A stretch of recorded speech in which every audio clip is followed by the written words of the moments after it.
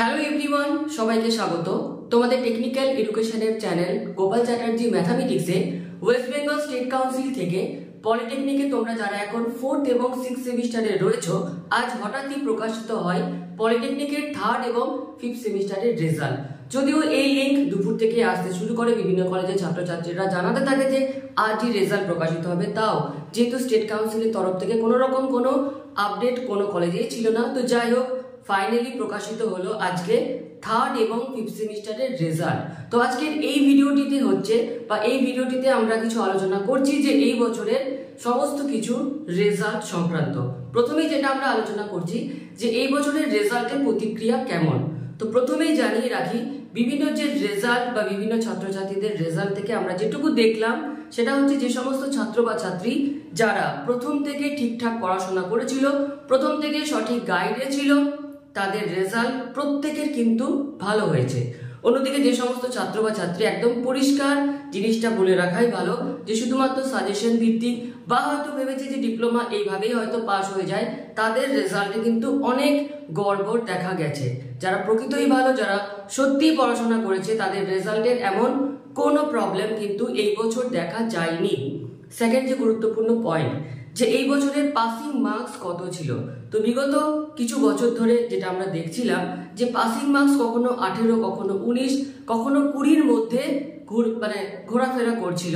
কিন্তু এই বছর থেকে পলিটেকনিকের 3rd এবং 5th সেমিস্টারের যে পাসিং মার্কস লক্ষ্য করা গেছে সেটা হচ্ছে কিন্তু 24।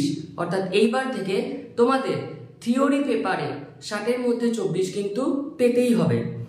অন্যদিকে অনেক ছাত্র বা ছাত্রী যাদের ম্যাক্সিমাম যে কোয়েশ্চেন ছিল যে 3rd সেমিস্টারে তাদের ব্যাক ছিল বা 5th সেমিস্টারে ব্যাক ছিল, সেই ব্যাক আবার তাদের এসেছে। তো তাদের যে প্রশ্ন যে 5th সেমিস্টারে কোনো সাবজেক্টে যদি ব্যাক থেকে থাকে, সেক্ষেত্রে গভর্নমেন্ট বিটেক কলেজে তারা অ্যাডমিশন নিতে পারবে কিনা।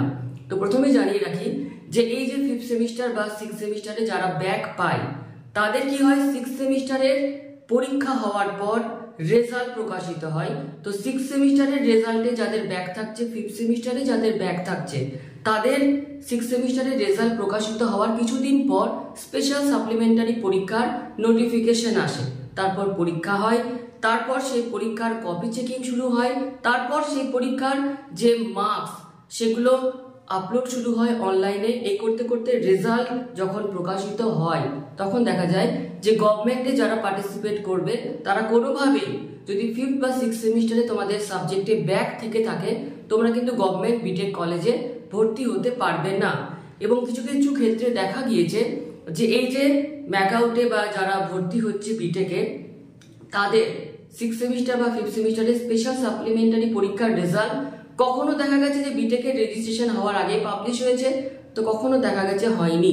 তো বিটেকের রেজিস্ট্রেশন হওয়ার আগে যদি এই স্পেশাল সাপ্লিমেন্টারি পরীক্ষার রেজাল্ট প্রকাশিত হয়, সেক্ষেত্রে বিটেকে ভর্তি হতে পারবে।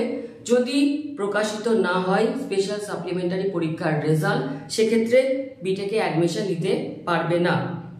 আর 5th বা 6th সেমিস্টারে ব্যাক পেলে আরও যে একটা প্রবলেম, সেটা হচ্ছে যারা যেখানে জবে যাচ্ছ সেই জব ক্ষেত্রেও কিন্তু তার অনেক বড় একটা ধাক্কা আসে। যাই হোক, এবার যেটা হচ্ছে যে কেমন হয়েছে এবছরের কপি চেকিং।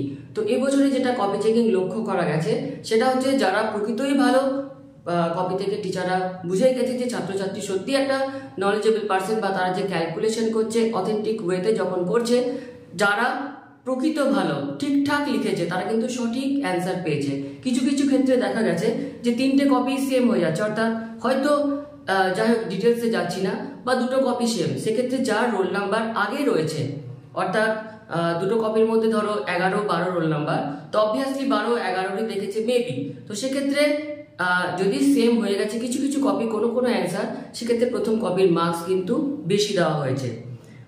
নেক্সট যে পয়েন্ট, আরএ সংক্রান্ত যে প্রবলেম উঠে এসেছে, অর্থাৎ কিছু কিছু ছাত্র বা ছাত্রীর রেজাল্টে দেখা যাচ্ছে যে রিপোর্টেড এগেনস্ট, অর্থাৎ আমরা প্রত্যেকেই জানি যে 3rd বা 5th সেমিস্টারে যাদের কপি আরএ হয়েছিল সেই আরএর হিয়ারিং এখনো কিন্তু হয়নি।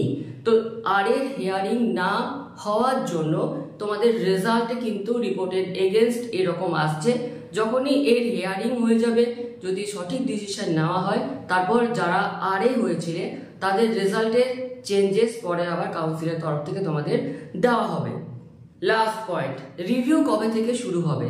তো এই যে রিভিউ মেথড বা রিভিউ প্রসেস, এটা কিন্তু সম্পূর্ণ কাউন্সিলের উপর ডিপেন্ডেড। অর্থাৎ যদি আমরা দেখি তো 2019-এর পর থেকে কিন্তু রিভিউ বেসিক্যালি বন্ধ হয়ে যায়।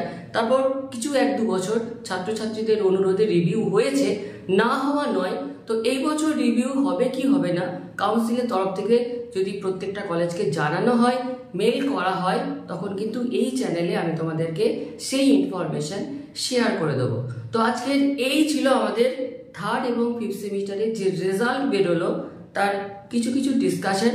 তো প্রত্যেকের কেমন রেজাল্ট হলো অবশ্যই কিন্তু কমেন্ট সেকশনে জানিও। তো আজকের এই ভিডিওটি এখানে শেষ করলাম। ধন্যবাদ।